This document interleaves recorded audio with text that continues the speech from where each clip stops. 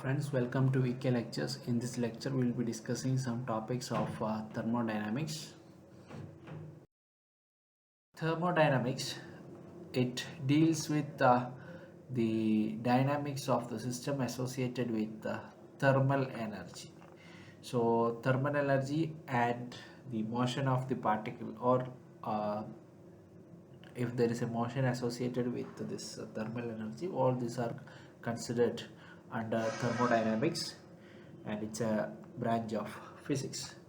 Now, for a thermodynamical system, we have a isolated system where there is no exchange of energy or matter. No exchange, no exchange of energy, as well as no exchange of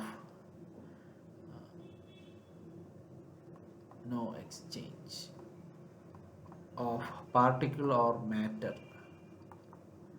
Okay. Now here, when it is coming to the closed system, no exchange of particle or matter,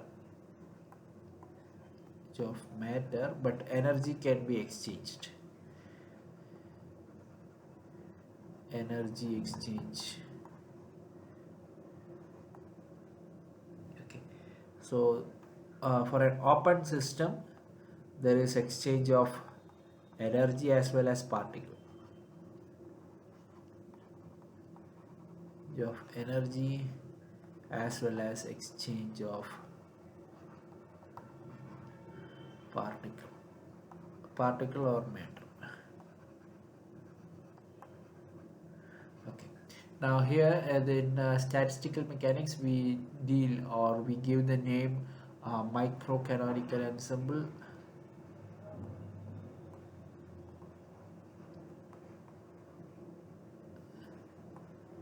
Here we have canonical ensemble,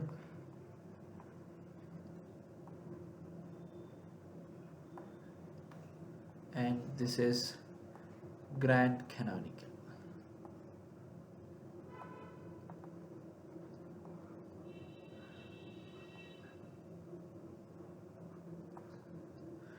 Here both delta E equal to 0, delta N, number of particles, is equal to 0. That means there is no exchange here.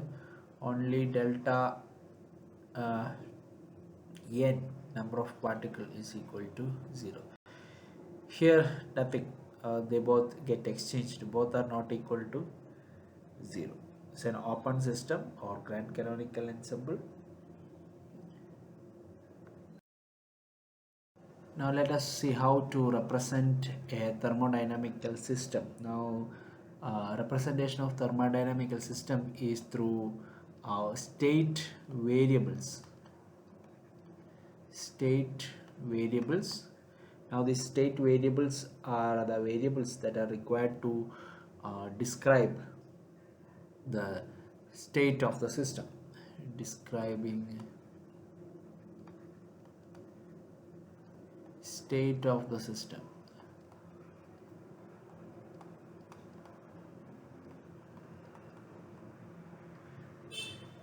We have macroscopic variable as well as microscopic variable.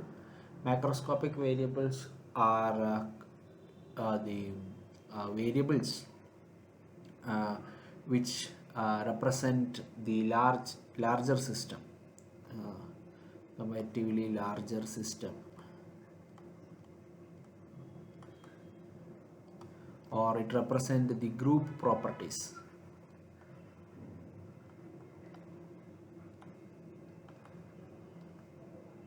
Okay. Now these are classified into extensive variable and the intensive variables. Now extensive variables depends on mass. Extensive variable means depends on mass. Now this can be examples are energy, similarly volume of the system. Then we have number of particles. Yes, number of particles. Again entropy, energy E, volume V, number of particles N, entropy S. So they are depending on mass, and they have the property called additive property. They can be added. Additive property. For example, energy of the system can be written as sum of the energy of the two independent systems, E1 and E2. Now coming to the intensive variable, they are independent of mass. They do not depend on mass. Independent of mass. That's the first statement of intensive variable,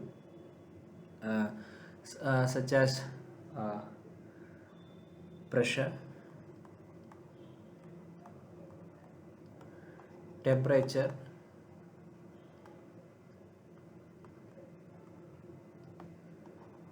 then again we have density, again refractive index,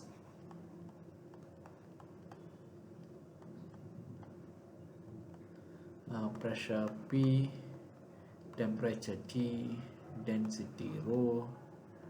It does not change with mass.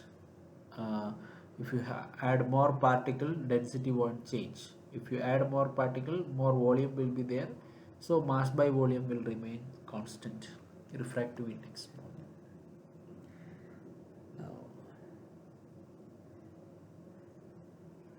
Now this intensive variable is spatial dependence. They have spatial dependence, which means it is depending on the certain points in space.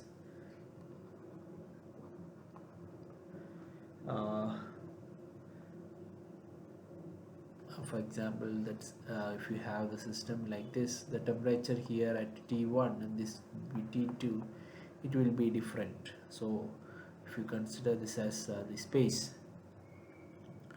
T1 and T2 temperature varies spatially.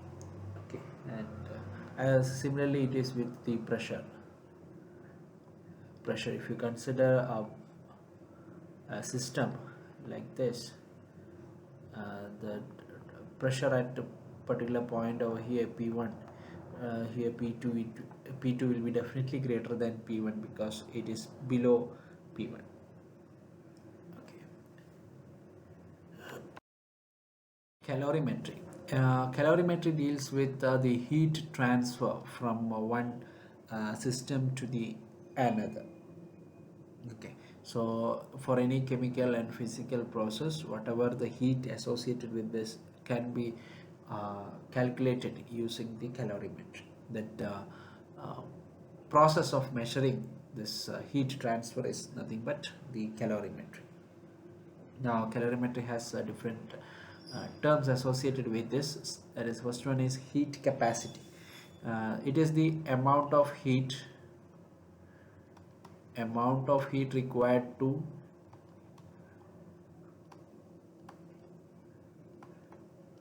increase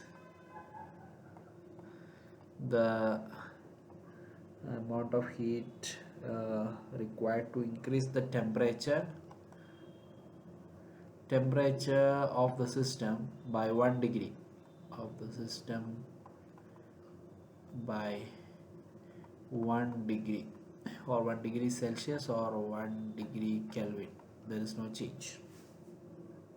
Now, so how will you calculate this heat capacity? That is delta Q, change in the heat energy, by delta T, that is the temperature. Okay, so that is nothing but heat capacity. Now specific heat or specific heat capacity. This is so specific heat capacity is heat capacity per unit mass. Heat capacity per unit mass. That is specific heat capacity S is given by 1 by m times delta Q by delta T. This is here you will have joules per Kelvin heat capacity. Here the unit would be joules per kilogram Kelvin. This is joules Kelvin inverse. This is joules kg inverse Kelvin inverse. Okay. Now molar specific heat capacity.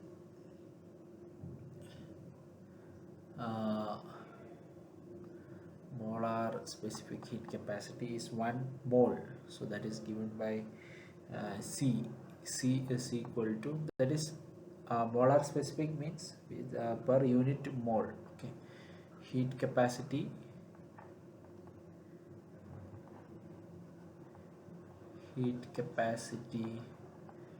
per unit mole of the substance. So C is 1 by n. N represent the number of moles, delta Q by delta T. Or from here you can write Q or delta Q equal to NC delta T. Here delta Q equal to MS delta T.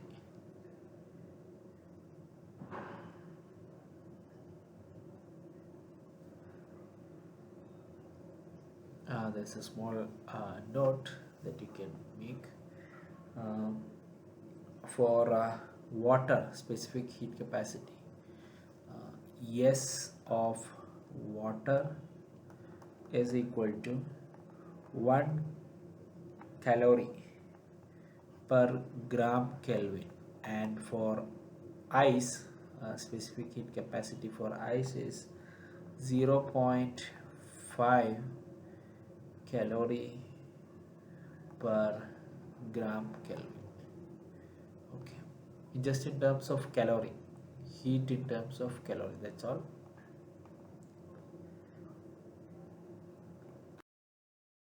Here we have we are going to learn the principle of calorimetry, and assume that system 1 is in temperature T1 while system 2 is in temperature T2. Now we are going to mix and we are going to get a different system other than 1 and 2. We are going to mix the both, and here we are going to get the mixture of the system 1 and 2. Now assume that both the mixtures are being mixed in the system 3. Okay, now what happens here, you will get the temperature T after mixing. There will be an thermodynamical equilibrium happening. If for example, if this is water at 100 degrees Celsius and this is water at 20 degrees Celsius, and if you are going to mix it, you will get a temperature between 100 and 20. So system will the water molecules from system T1 gain the temperature from or take the temperature, they mix and they come down to some another temperature, say for example 30 or 40, between 20 degree to 100 degrees Celsius. So it cannot be anywhere above this or below, it should be in between. So that is what this thermodynamical equilibrium means. Now so we take that system 1 is in temperature T1, 2 in temperature T2, and after mixing they both come to a equilibrium temperature T. So let's write this one, system 1 with temperature T1 and system 2 with temperature T2, they are both mixing and they come to another system with temperature T. Now according to principle of calorimetry, the total or the net change in heat, net change in heat energy is equal to 0, which means if the molecules in T1 gains or loses the energy, uh, system in T2 or the molecules in the system 2 gains the energy. So net change will be equal to 0. That means net heat exchange will be equal to 0 because energy cannot be created. Okay, so uh, so the net change in heat energy is 0, which implies delta Q is equal to 0. But we know that delta Q is delta Q1, amount of heat energy lost by system 1 plus amount of heat energy gained by system 2 should be equal to the 0. Or you can write integral over dq or dq1 plus integral over dq2 should be equal to 0.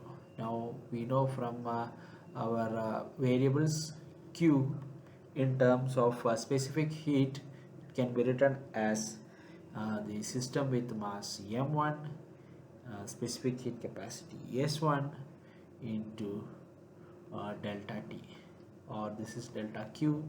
So Q will be equal to m1 s1 dt integral. So we can write this integral as integral m1 s1 dt plus integral m2 s2 dt. This is from initial temperature to the final temperature, and this is also from initial temperature to the final temperature Tf. These both sum should be equal to 0. Now what is m1? m1 or mi is the mass of the constituent system, and si represent the specific heat capacity.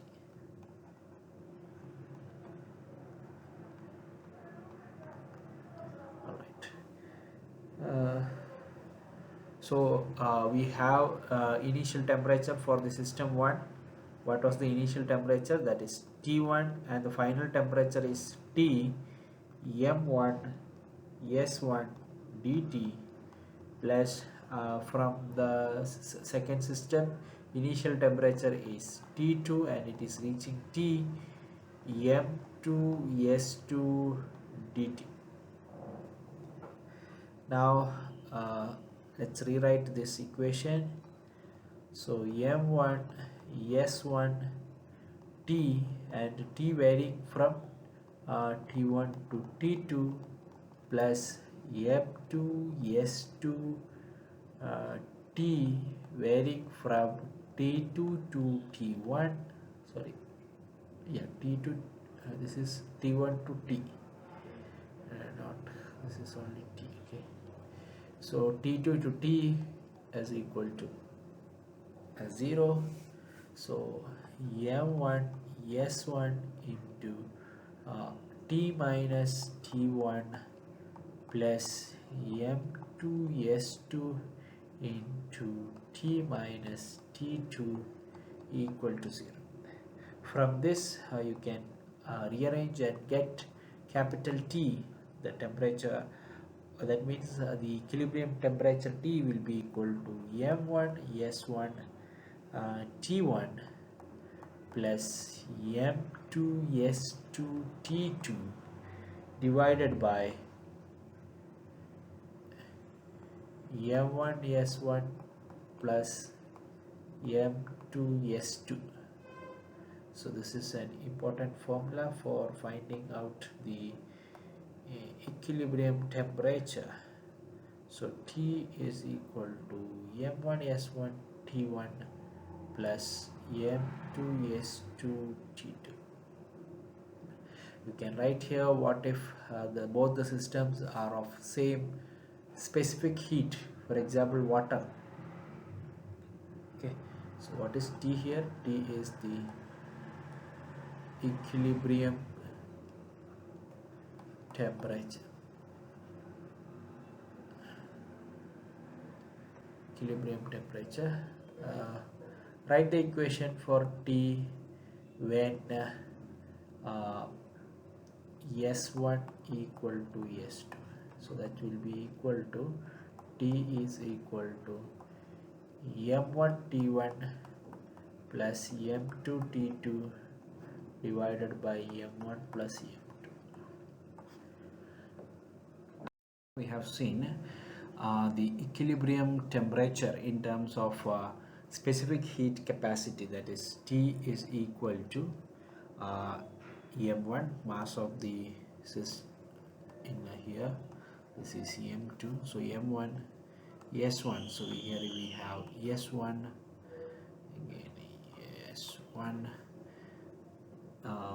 T1 plus M2 S2 T2 divided by M1 S1 plus M2 S2. Now in terms of molar specific heat capacity, that is C, here we will write delta Q, the change in the heat, as N C CV, that is representing the volume, molar specific heat capacity at constant volume into delta T, and this is the same thing in terms of molar specific heat capacity at constant pressure can be N Cp delta T. And what are Cp and Cv? So Cv is equal to molar specific heat capacity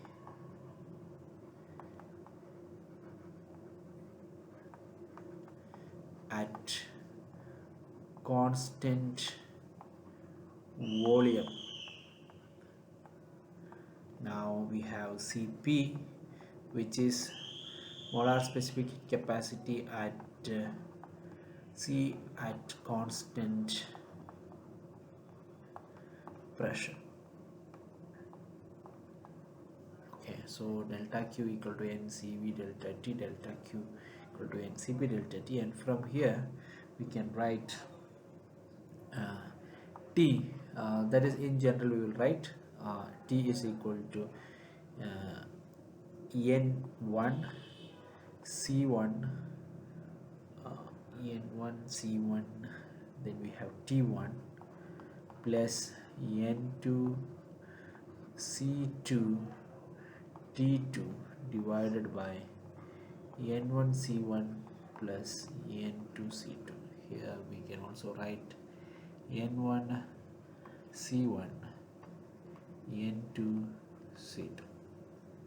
N2 is the number of moles in system 1, and N2 is number of moles in system 2. C1 is the specific heat, molar specific heat capacity for the system 1. Similarly for system 2 it is C2.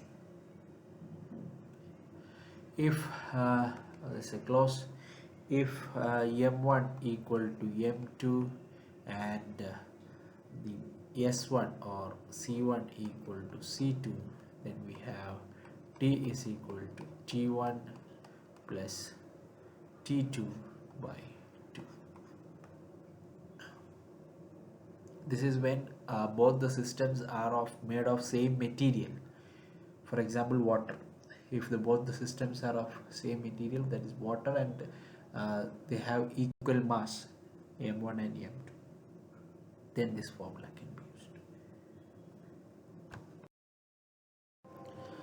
Here we have a question. A vessel has two compartments of volume V1 and V2 containing the ideal gas at pressure P1 and P2 and the temperature T1 and T2. If the wall separating the compartment is removed, then the equilibrium temperature. Now let us write down the parameters associated with these two compartments, that are the compartment 1 we have V1 P1 and T1. In the compartment 2 we have V2, P2 and T2. Now the number of moles in a compartment is N1 and this is N2. This is just for our understanding. Okay. Now C1 and C2 will be constant. C1 and C2 will be there, but they will be equal because it is containing single ideal gas. So according to the equilibrium temperature, the concept, we have N1 C1 T1 plus N2 C2 T2 divided by N1 C1 plus N2 C2. Now since C1 and C2 are equal, we can write N1 T1 plus N2 T2 divided by N1 plus N2. So this becomes the equilibrium temperature. Now for ideal gas,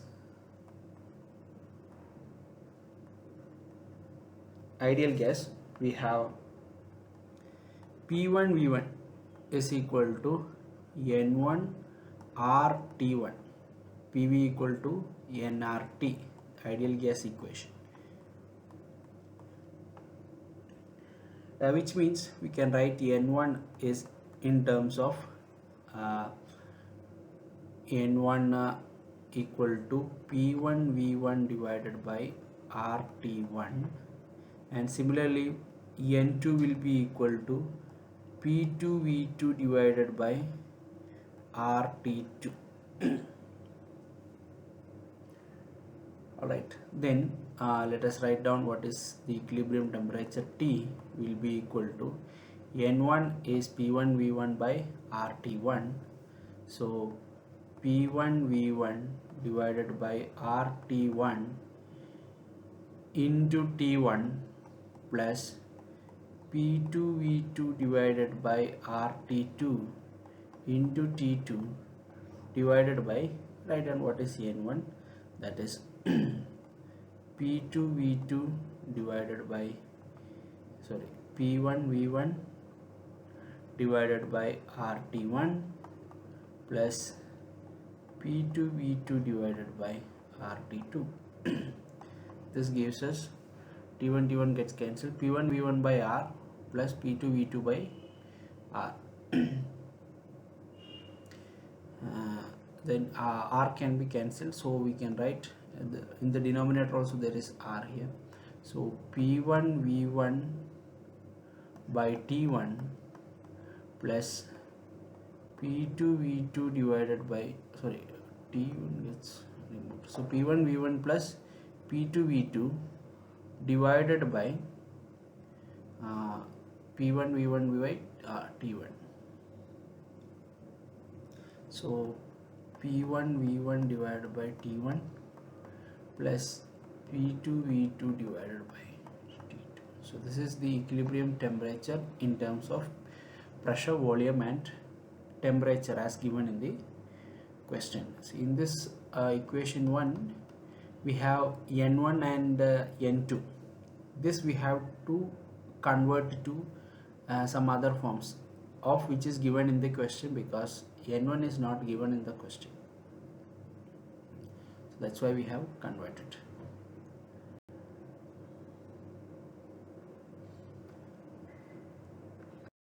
Question: two thermally isolated system has heat capacity varies as C equal to beta T cube, where beta is greater than 0. Initially the two systems are at temperature T1 and T2, and it is also given that N1 equal to N2 equal to 1. Now the system is brought in thermal contact and allowed to reach the thermal equilibrium. Find the equilibrium temperature. Now since it is thermally isolated as system, the net heat energy equal to 0. We are given C is equal to beta times T cube, and what is Q, the heat is NC delta T. So Q1 plus Q2 should be equal to 0. So Q1 plus Q2, that is heat gained and lost by the respective systems, will be equal to 0. So what is how can we find out Q from C?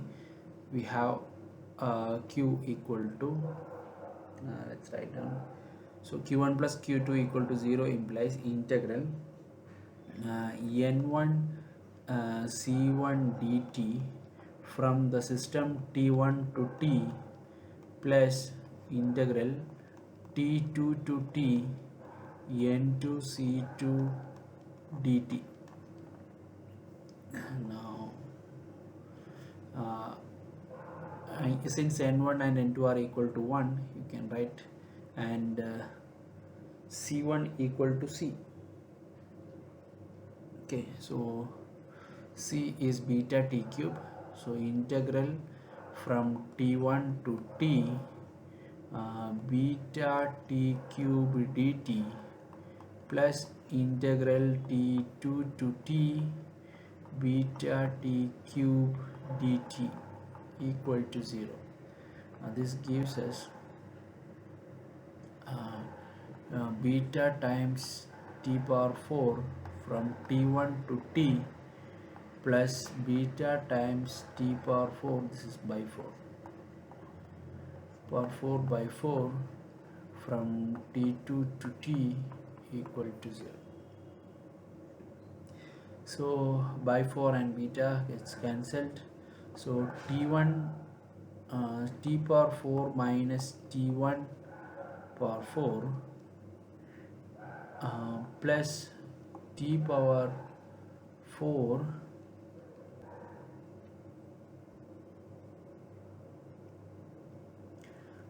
minus T2 power 4 equal to 0. Here we can write 2T power 4 equal to T1 power 4 plus T2 power 4. And what is T power 4 equal to? T is equal to T1 power 4 plus T2 power 4 by 2 whole to the power 1 by 4. So this is the equilibrium temperature T. First law of thermodynamics. First law of thermodynamics is dealing with the total energy of an isolated system. Please remember this is based on the isolated system, and what it says is energy can be transferred from different forms such as heat, work, and internal energy. Heat Q, work W, internal energy U. So when you give a heat to this thermodynamical system, the heat is converted into either work or the internal energy, or it will be stored as internal energy of the system to do work sometime later. So dq is equal to du plus dw. Okay, so for a thermodynamical process, we can write any thermodynamical process. This is PV to the power n equal to constant. So for n equal to 0, where P becomes constant. So n equal to 0 means this V to the power n becomes 0. So P is constant. So which means it is an isobaric process. Constant pressure, isobaric process. N equal to 1 means PV equal to nRT. PV equal to some constant which is nRT. Here on the right side it is constant. So right side is constant means T should be constant because N and R will be constant there. So it becomes isothermal process. Now for N equal to infinity, you have PV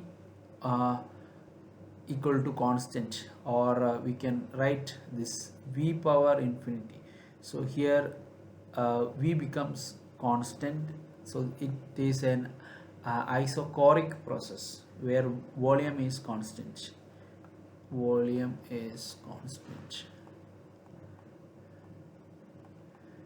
And for n equal to gamma, where PV power gamma is a constant, it is adiabatic process.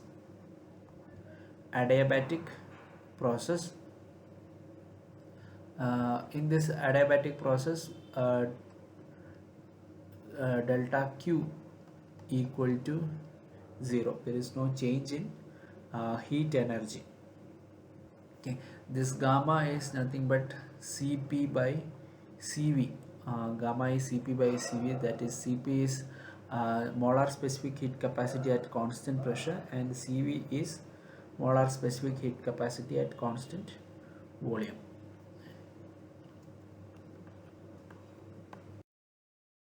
Conventions in thermodynamics. Let's start with the work done. Work done can be positive, and this positive work done is called work done by the system. If the work is done by the system, the work done is said to be positive, and negative if work is done on the system.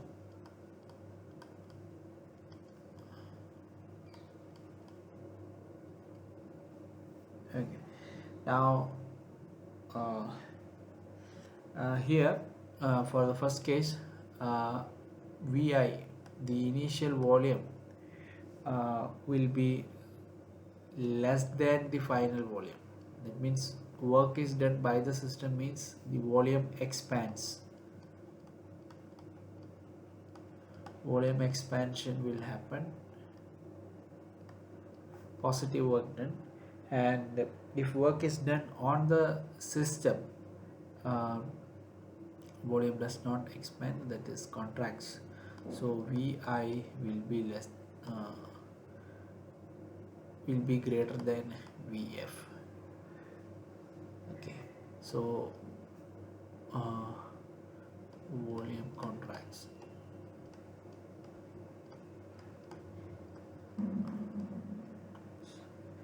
Okay, now coming to this is the first one regarding the work done. Then again we have internal energy.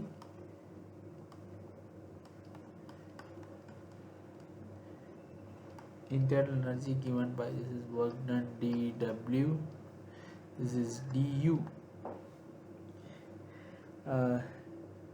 Positive means increase in kinetic energy.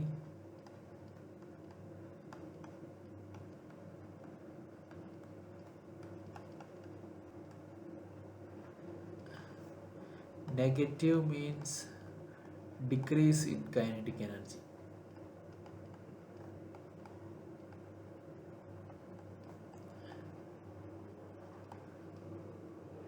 Okay. Now here again we have heat energy. Heat energy dQ. Positive means heat is absorbed by the system. Heat is absorbed. Negative means heat is released.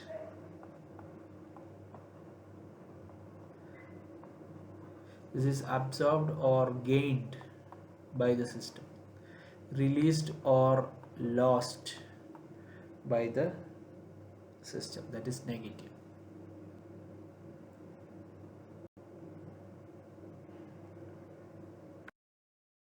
Law of thermodynamics, we have seen this dQ is equal to du plus pdv. Now, or dw, or I can write dq equal to du plus dw, and dw can be written as pdv. Now here the dq is a path function, it depends on the path, and as well as dw, the work done is also depends on path. It's a path function, while the internal energy U or du is a point function. It depends only on the final and initial points, so point function. Okay, so this is it, and du equal to ncv dt, and dw equal to pdv, and dq also can be written as tds, where ds is the change in entropy, t is the temperature, this is pdv. Okay, now coming to adiabatic process. In adiabatic process, there are three ways to express the adiabatic process. One is pv to the power gamma is constant, then t v power gamma minus 1 is constant in terms of t and v, then we have p power 1 minus gamma into t power gamma equal to constant in terms of p and t, and we have seen what is gamma. Gamma equal to cp by cv.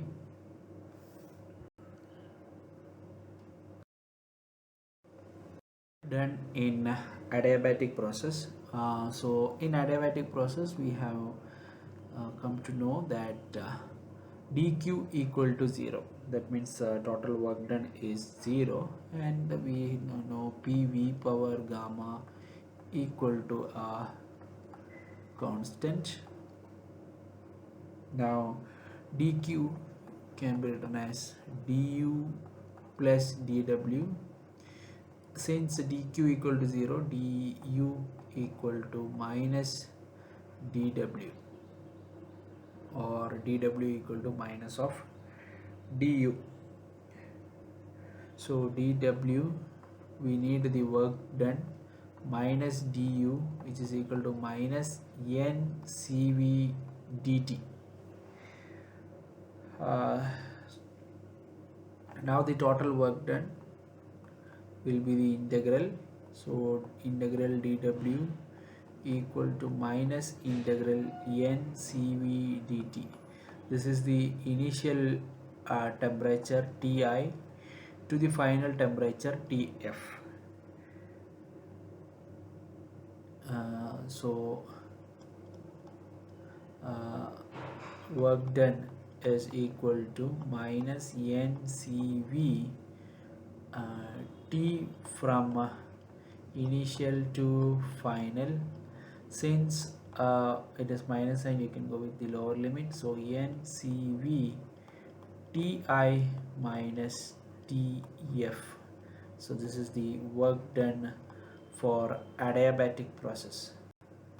It's very important.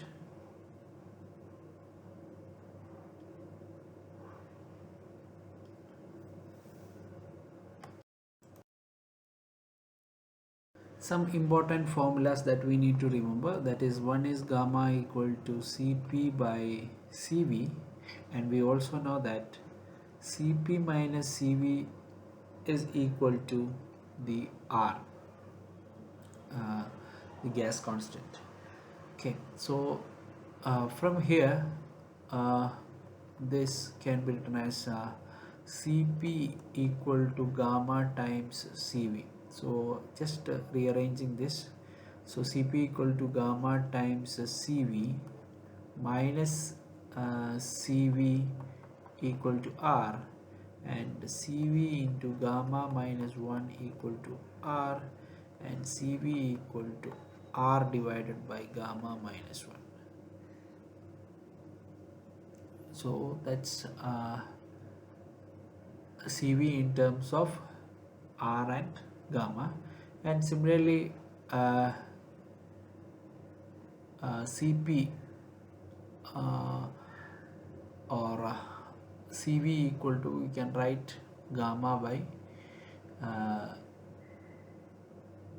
cp by gamma, cv equal to, so the next one is we can write cv equal to cp by gamma, and here Cp minus Cv equal to R, and just substitute for Cv, that is Cp minus Cp by gamma equal to R, and Cp into 1 minus 1 by gamma equal to R, that is Cp equal to gamma minus 1 by gamma.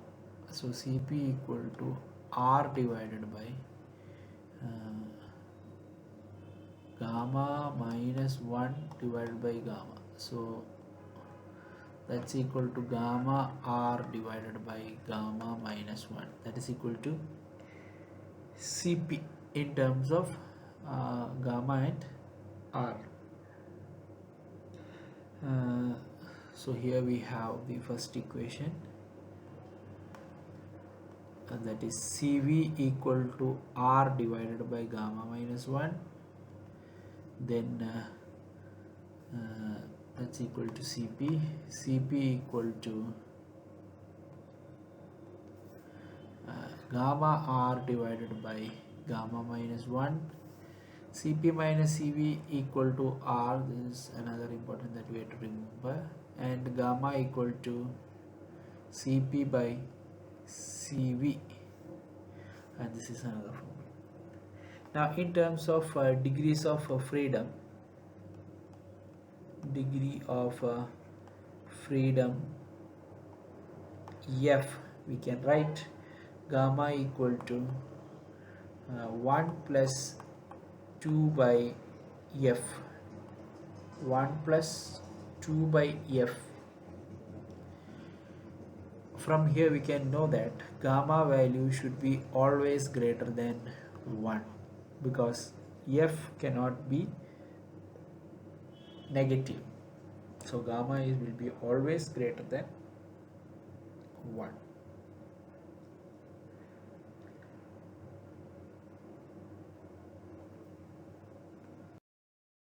For monoatomic gas,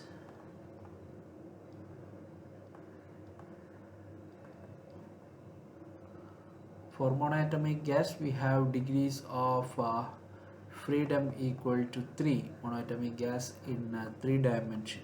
Okay, so degrees of freedom is 3, and gamma will be equal to 1 plus 2 by F, that's equal to 1 plus 2 degree of freedom, that is equal to F, that is 3, so it's 1.67. So that is the gamma value for monoatomic gas. For diatomic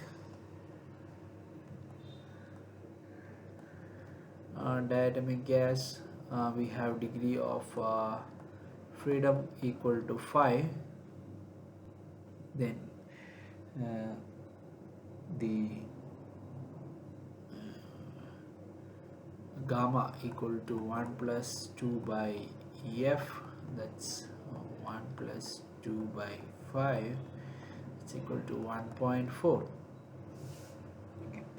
Now we have this gamma value, we can find out the Cp and Cv from here.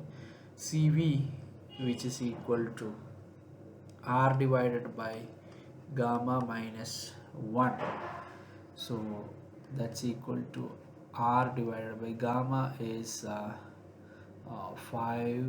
3 plus 5 by 2 and 2 by 3, so gamma minus 1, so that is 2 by 3, that is equal to 3 R by 2, and while Cp is equal to gamma R divided by gamma minus 1, that's gamma is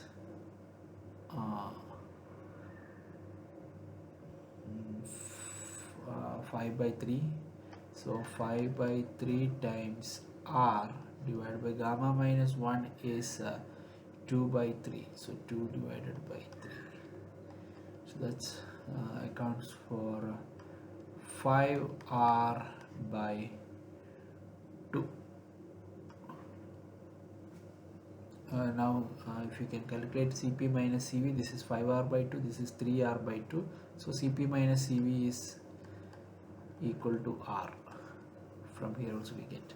Now for diatomic gas, Cv equal to R divided by gamma minus 1, which is equal to R divided by 2 by 5, that's 5R by 2. Now Cp equal to, either you can use gamma R divided by gamma minus 1, or Cp equal to 1 plus Cv. 1 plus Cv would be easier because you will have to add just 1 here, so that will be equal to 7R by 2.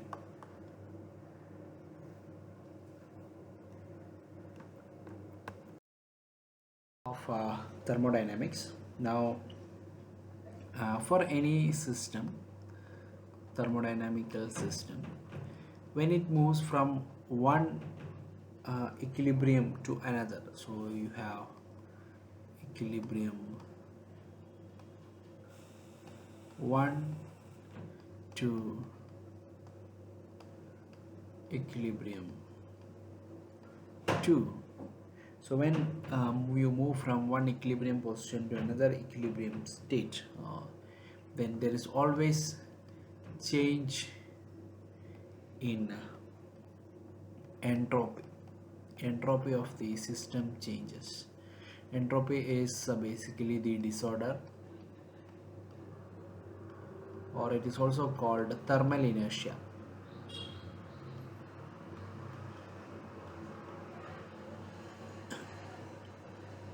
Disorderness in the arrangement of particles. Now whenever we give a heat energy to the system, to some system, any thermodynamical system, if you are giving heat energy, either two things will happen. Either of the two things, that is, either the temperature will increase,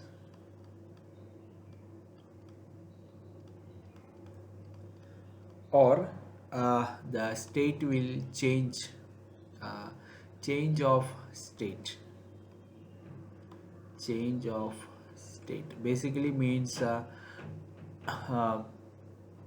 from liquid to gas, or from solid to liquid. That is called the change of state, or the increase in temperature. When you consider the increase in temperature, how much increase in temperature will it take place? That will be given by the specific heat. So increase in temperature, we are analyzing how this is going to occur. Now dq, that is the change in heat, is equal to ms delta T. This is from the temperature required, or the heat energy required to increase the temperature by 1 degree Celsius, that is heat. So or what is a heat capacity. Okay, so dq equal to ms dt, or you can also be written as nc dt or delta t. Okay, dq. Now from this delta s can be written as, or s can be written as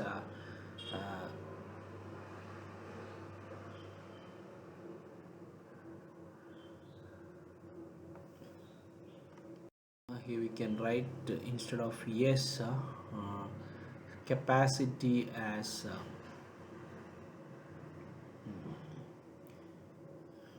what you write,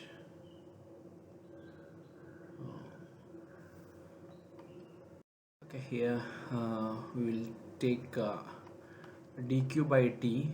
Let's take this equation. So dq by t, which is equal to entropy, yes, will be equal to nc dt.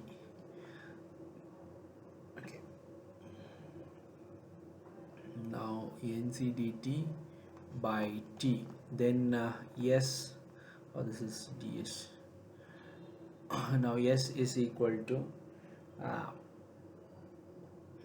NC log T, and this is T from initial to final, that is NC log TF by Ti.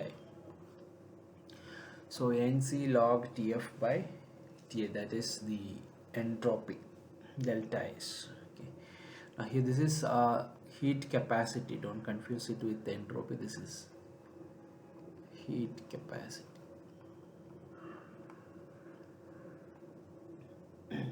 Now if delta S, that is the entropy, is equal to 0, we can say this is a reversible process.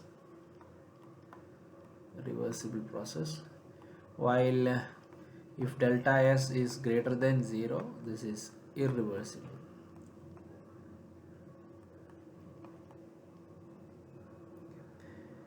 Now the total entropy is entropy of the system plus surrounding. Entropy equal to entropy of system plus the entropy of the surrounding.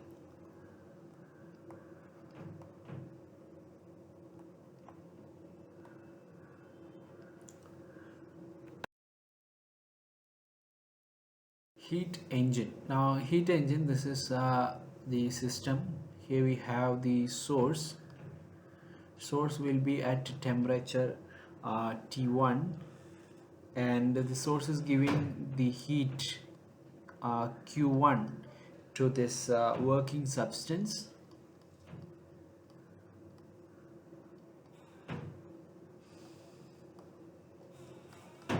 and it is releasing the heat Q2, and this is called a sink, which is at temperature T2. So at T1 temperature, it is working substance is taking Q1, and at T2 temperature the sink is giving out the heat T2. At T2 giving out the heat Q2. Now what it mean by the efficiency of this heat engine is the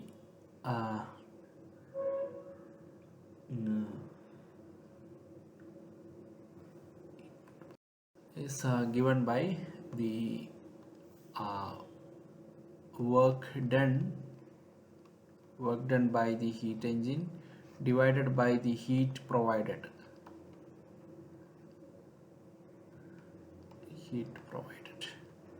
Now work done is W, and this is Q. And what is W? W is nothing but the change in heat divided by heat given to the system. Now what is change in heat? Q1 minus Q2. So delta Q by Q is equal to Q1 minus Q2 divided by Q. What is the heat provided? That is Q1. So that's equal to 1 minus Q2 divided by Q1. This is the efficiency eta. Okay. Now for a reversible engine, reversible heat engine, for example Carnot cycle, eta can be written as 1 minus T2 by T1 and Q2 by Q1 is equal to T2 by T1. This is why the efficiency eta 1 minus Q2 by Q1 can be written as 1 minus T2 by T1. Important formula here. One is efficiency in terms of energy. This is efficiency in terms of temperature of the source and the sink, and this is the general formula for what is the ratio of heat given by heat provided. Refrigerator works opposite to that of the heat engine. Here we have high temperature source,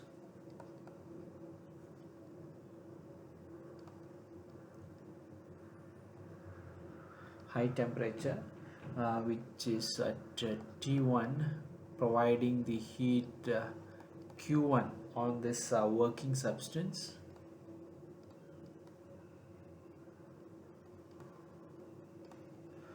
And this Q1, we are taking the heat from the whatever in the refrigerator items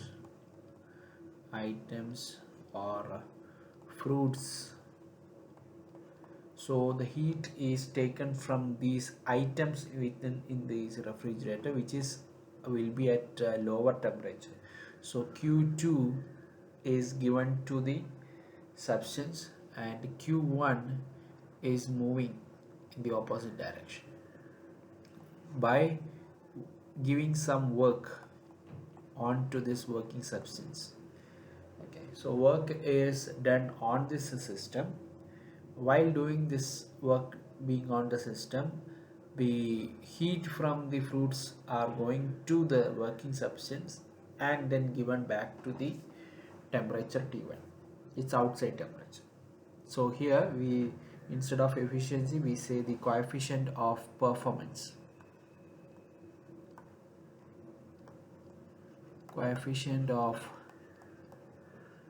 performance of the refrigerator, which is given by beta is equal to Q2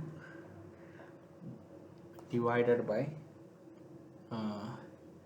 work done. So how much work done divided by that is will be the total work done, out of which how much heat is taken out, that is equal to Q2 divided by Q1 minus Q2,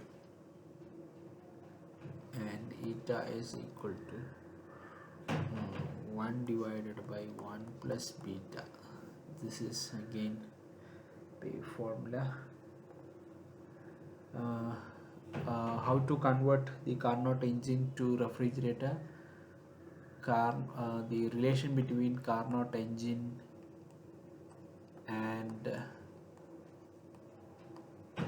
a refrigerator.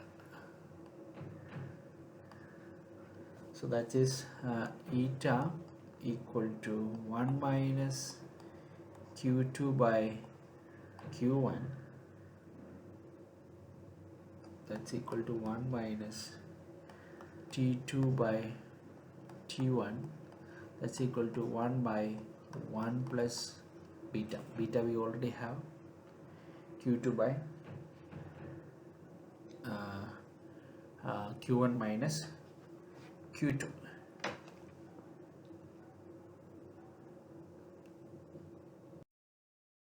We have a question. A reversible engine works between two temperature whose difference is 100 degrees Celsius. If it takes 746 joules of heat from source and give 546 joules to the sink, then calculate the temperature of the source. So difference is 100 degrees Celsius. It takes 746 from source and 546 to sink.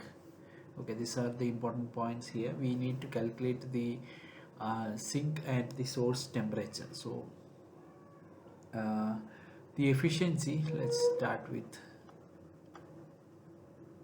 efficiency, which is given by 1 minus Q2 divided by Q1. Now, or that can be written as Q1 minus Q2 divided by Q1.